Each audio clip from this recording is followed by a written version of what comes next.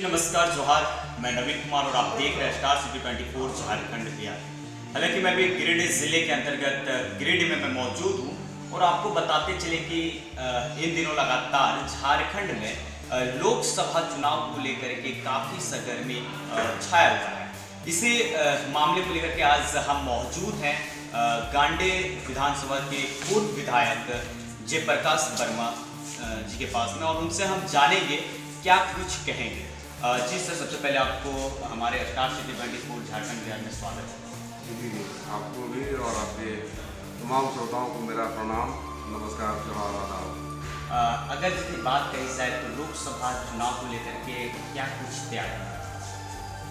लोकसभा चुनाव को लेकर के लोग पिछले 2 साल से प्रत्यक्ष रूप से और उसके पहले भी समझिए कि 5 साल या जब से मैंने खुद संभाला है कोडरमा लोकसभा क्षेत्र की जनता और लोगों को लगातार मैं देख रहा हूँ, लोगों की सेवा कर रहा हूँ। क्योंकि आपको भी मालूम होगा कि हमारे पिताजी जगदीश प्रसाद कुशवाहा जी ने ऐसे क्षेत्र में लोगों की सेवा करना, लोगों की मदद करना एक बहुत बड़ा जनता के लिए काम किया है और जनता के सेवक के रूप में वो कार्य करते थे।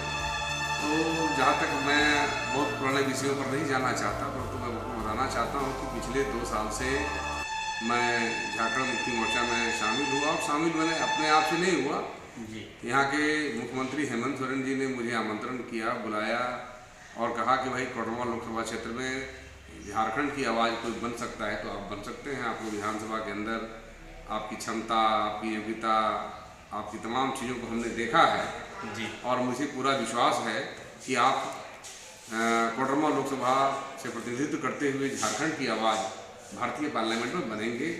इसलिए आप हमारे साथ आइए, मिलकर हम लोग काम करेंगे और संगठन में कहीं अगर कमी होगी तो 2 साल पहले उन्होंने कहा कि अभी आएंगे तो हर एक जगह में जाएंगे, काम करेंगे। और हमने उनके बातों को मानते हुए उनके जो उन्होंने वादा किया था, जो मुझसे दावा किया, वादा किया था, उसके आधार पर हम क्षेत्र में लगातार काम कर रहे हैं। हमने तमाम इलाकों में जहाँ कभी झारखंड मुक्ति मोर्चा के नाम से कोई जाता नहीं था, वहाँ कोई जनाधार नहीं था, कोई पकड़ नहीं थी, उन तमाम इलाकों में भी गए, जहाँ पकड़ थी वहाँ भी गए। सभी जगह हमने बैठक किया, बैठक करके संगठन को तंदुरुस्त किया, मजबूत किया और संगठन के शुरू में कार्यकर्ताओं को तो ये आशा बन गया कि हम लोग जो है सो कोडरमा में एक बार अपना सांसद देखने का काम करेंगे। और कार्यकर्ताओं में जो आशा बनते गया तो हम लोगों का जनता से भी लगातार संपर्क हो रहा था। इस दौरान बैठकें भी हो रही थी, कई कई सभाएँ हो रही थी, तमाम कार्यक्रमों में हम लोग शामिल हो रहे थे। तो जनता में भी लगा कि हम लोगों को एक अच्छा प्रतिनिधि चाहिए और जयप्रकाश जी में जो कार्य क्षमता है, जयप्रकाश जी में जो विशेषता है, जो उन्होंने गांडी विधानसभा की क्षेत्र की जनता को 5 वर्षों तक जो अपना समर्पण और त्याग और लोगों की सेवा जो दिया है, वह सेवा अगर पूरे लोकसभा को मिले तो यहाँ जनता को राहत मिल सकता है। जिस प्रकार से लोग त्रस्त हैं अभी, खासकर अभी वर्तमान सांसद महोदया से जी, ना तो क्षेत्र में वो जाती हैं, न लोगों से मिलती हैं, न कभी उनके दुख सुख के साथी बनी हैं। तो इस प्रकार से लोगों के अंदर एक ये भी भावना था कि हमें अच्छा नेता चाहिए, इसके विकल्प में अच्छा नेता चाहिए।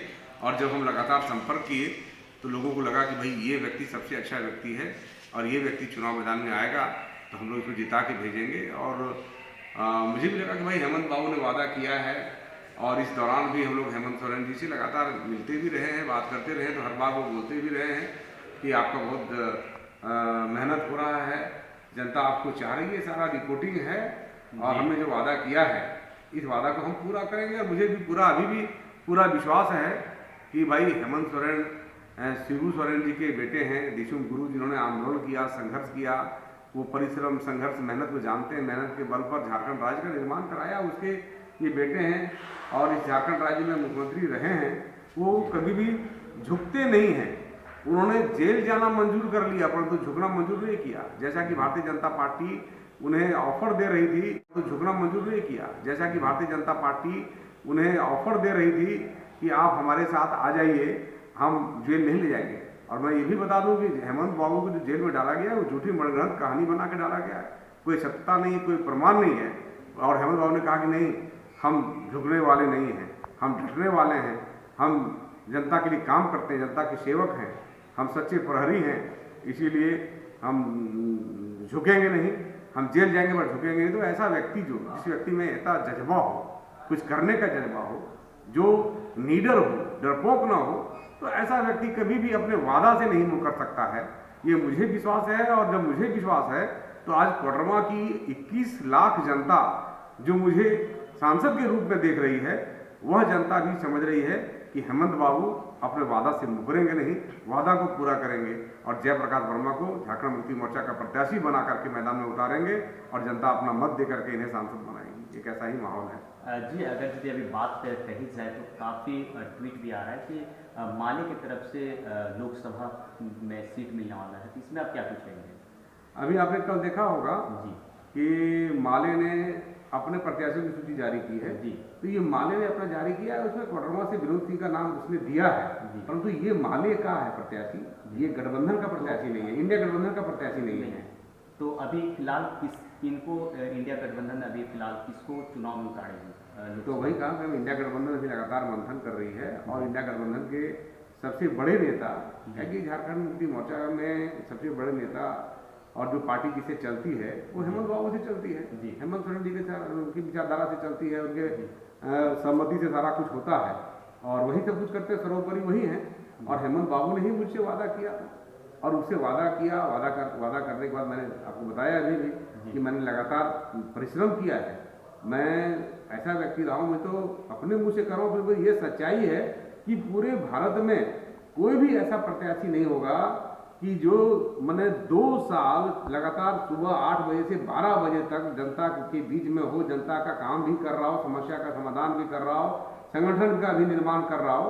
मैं तो समझता हूँ पूरे भारत में ऐसा कोई प्रत्याशी किसी भी पॉलिटिकल पार्टी का नहीं होगा जितना मैंने मेहनत किया है, मैंने जितना श्रम किया है, और ये श्रम हेमंत जी के वादा पर किया है।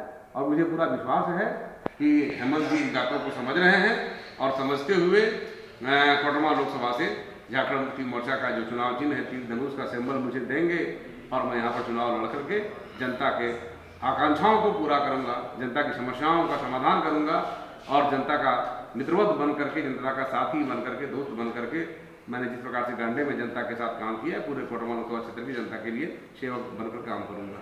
अभी हम बात कर रहे थे गांडे विधानसभा के पूर्व विधायक जयप्रकाश वर्मा जी से और गिरिडीह से नवीन कुमार की खास रिपोर्ट। जय